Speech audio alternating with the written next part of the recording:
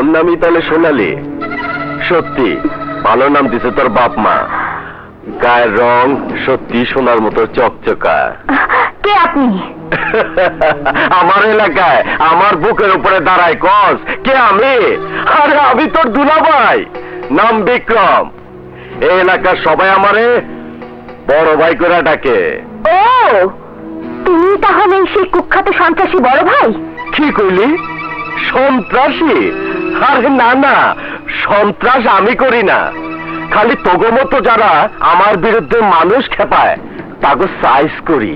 তুই কি ভাবছস তুই আমার নামে লোকজন খেপাবি আর আমি চায় চায় দেখুম আঙ্গুল চুষুম? অন্যায় করলে নিজের পরিণতি নিজের চোখেই দেখতে হয়।